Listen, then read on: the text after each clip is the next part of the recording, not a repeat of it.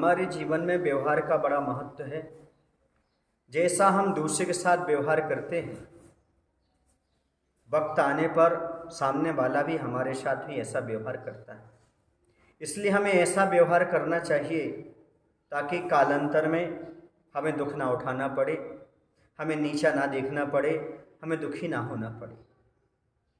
प्रायः करके व्यक्ति जो होते हैं वह व्यवहारिक धर्म को नहीं समझते।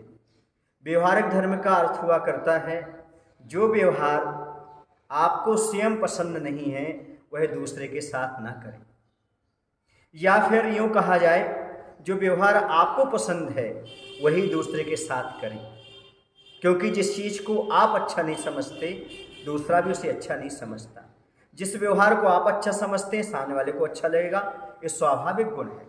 इसलिए हमेशा सामने वाले के साथ वैसा व्यवहार करना चाहिए जो व्यवहार बाद में लौट करके आए तो आप सहन कर सको या आपको अच्छा लगे। ऐसी एक कहानी है और वह कहानी भारत देश के ही है, महाकौशल प्रांत की है। वहाँ एक गांव था, उस गांव में एक साहूकार रहता था जिसका नाम था सुंदर।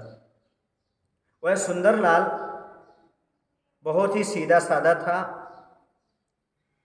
उसका एक बेटा था जिसका नाम सुमत था।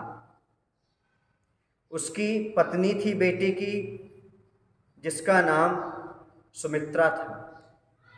उसका एक बेटा था बहुत छोटा जिसका नाम था सुबोध। इस प्रकार से मात्र 4 लोग उस परिवार में रहते थे। जो साहूकार था उसकी पत्नी असमय में समाप्त हो चुकी थी।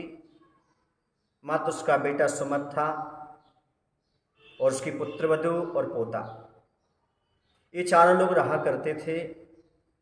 समय एकदम पलटा खा गया।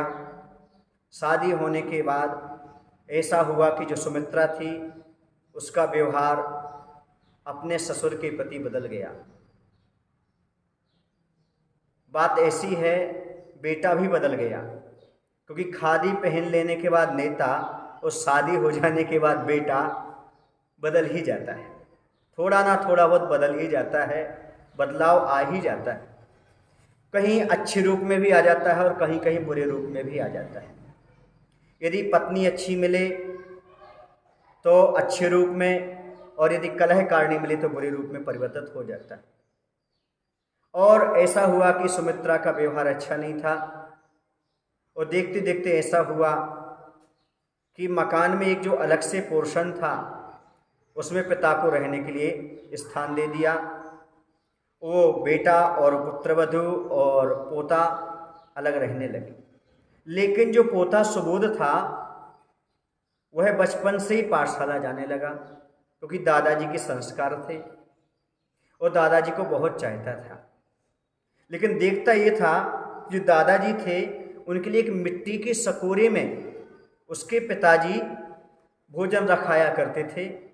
उसी मिट्टी के सकोरे भोजन करके वो संतप्त रहते थे, संतुष्ट बने रहते थे, कोई शिकायत नहीं करते थे। यह पोता देखता रहता था कि पिताजी क्या कर रहे हैं, अपने दादाजी के लिए रूखा सूखा और हमारे लिए, माँ के लिए, खुद के लिए अच्छा भोजन कराते हैं, अच्छे बर्तनों में कराते हैं, क्या कारण है। पाठशाला में शिक्षा मिलने के उपरांत उसे लगा कि हमें पिताजी के लिए कुछ बताना चाहिए, कुछ शिक्षा देना चाहिए। वह दादाजी के कमरे में गया और उसने दादाजी सकोरे में भोजन करते तो सकोरे को उठाया और ज़मीन पर पटक दिया। दौड़े दौड़े उसके पिता आए, सुमत। उन्होंने कहा, अरे बेटा पैर में लग तो नहीं गई? वो रोने लगा। बेटा जब लगी नहीं है, अरे कटोरा सकोरा ही तो टूटा है, दूसरा खरीद देंगे, तुम दुखी क्यों होते हो? उसने कहा, नहीं पिताजी, ये सकोरा ये कटोरा हमें संभाल के रखना था। क्यों? क्योंकि जैसा आप इस कटोरे में पिताजी को भोजन करा रहे हो, दादाजी को भोजन करा रहे हो, मैं चाहे तो इसी कटोरे में जब बुजुर्ग आप हो जाएंगे, बूढ़े हो जाएंगे, तब आपको भी इसी कटोरे में खिलाऊंगा। यह सुनकर के उसके पिता को झटका लगा और तत्काल वह अपने बेटे की शिक्षा लेकर के अपने बूढ़े पिताजी के चरणों में गिर गया और क्षमा मांगने लगा और कहने लगा, पिताजी मुझे क्षमा कर दो, आपके पोते ने हमारे बेटे ने हमारी आंखें खोल दी। आज के बाद हम आपके साथ अच्छा व्यवहार करेंगे। हमारे बुरे व्यवहार के लिए आप क्षमा करिएगा और हमें आशीर्वाद दीजिएगा ताकि हम आपके साथ अच्छा व्यवहार कर सकें। बंधु, इस कहानी से शिक्षा मिलती है बड़े बुजुर्गों के प्रति हमें अच्छा व्यवहार करना चाहिए, दादाजी के प्रति भी अच्छा व्यवहार होना चाहिए और अपने छोटे छोटे बच्चों को पाठशाला अवश्य भेजना चाहिए। बोले महावीर भगवान की जय। आचार्य विद्यासागर जी महाराज।